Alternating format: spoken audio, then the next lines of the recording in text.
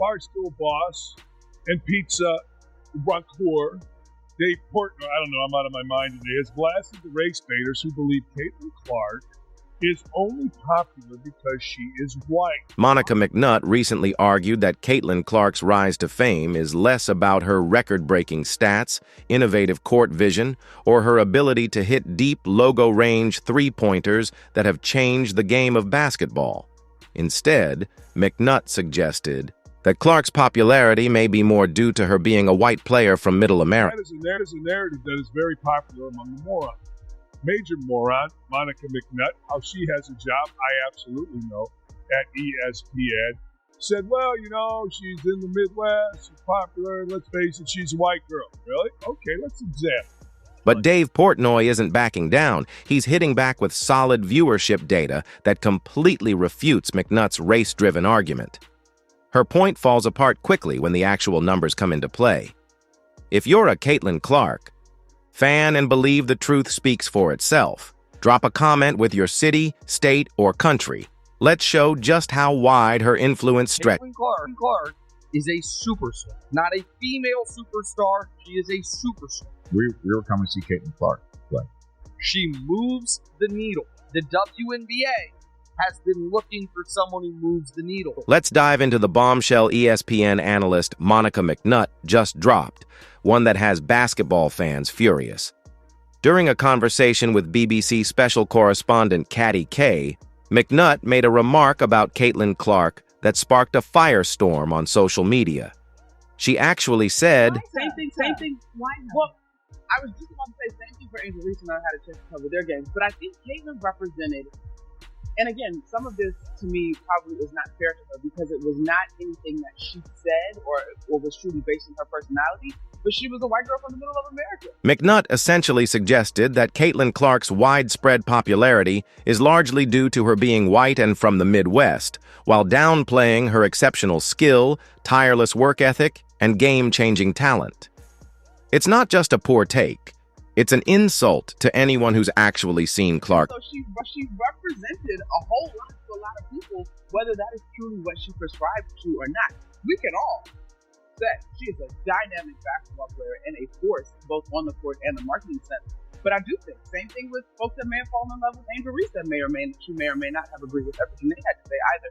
We attack our fandom to these icons for all types of reasons. She came to represent a lot of things to a lot of people, whether she personally identified with all of it or not. No one can deny she's a dynamic basketball player and a powerhouse both on the court and in terms of marketability. The same goes for someone like Angel Reese. People connected with her for all kinds of reasons, even if she didn't necessarily align with everything her fans believed. That's the thing about fandom. We attach ourselves to these icons for all sorts of personal and cultural reasons. Caitlin Clark, the people's champion! Let's get it! Deep one.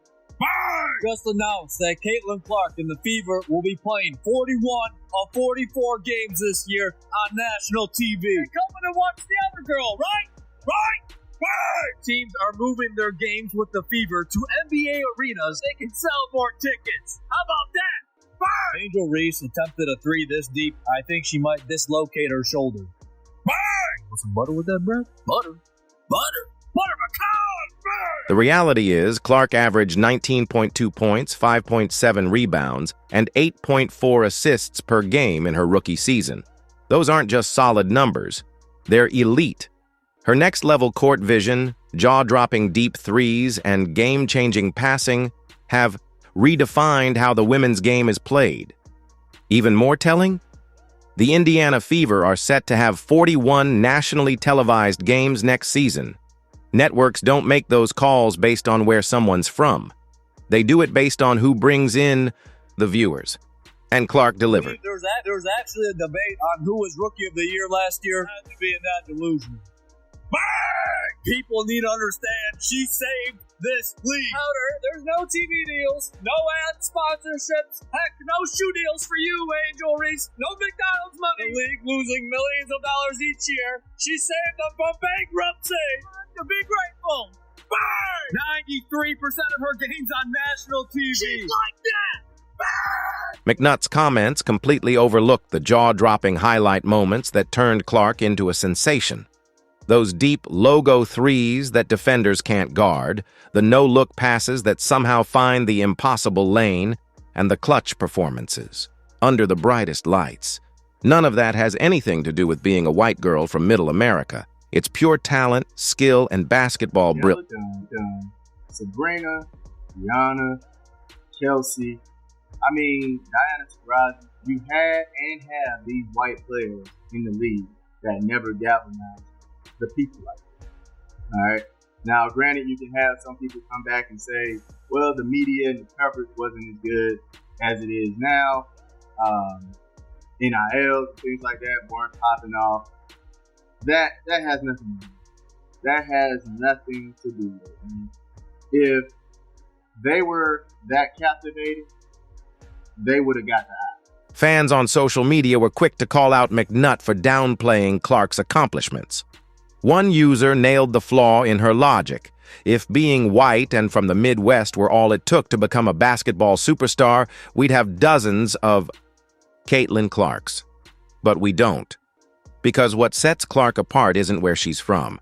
It's her once-in-a-generation... Honestly, the main reason is because of her talent. It's not because of her race. Her race has nothing to do with it. Especially with kids. She's saying kids don't see color. Man. The kids that I grew up around, and when I grew up as a kid, I didn't see color, man. I did not see color. I didn't care about color. I didn't know what color was. I just knew you were a human being, and I was trying to be with you. It's kind of a crazy, nonsensical take to say that kids were looking up to her because she was white. What many people miss is that McNutt's recent comments about Caitlin Clark's race aren't just an isolated hot take.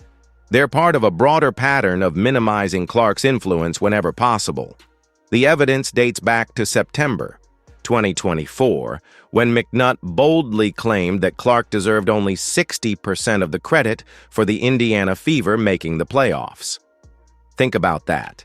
The Fever hadn't reached the postseason in 6 years before Clark arrived. She revitalized a struggling franchise, yet in McNutt's eyes, the rookie who sparked that dramatic turnaround barely earned more than half the credit.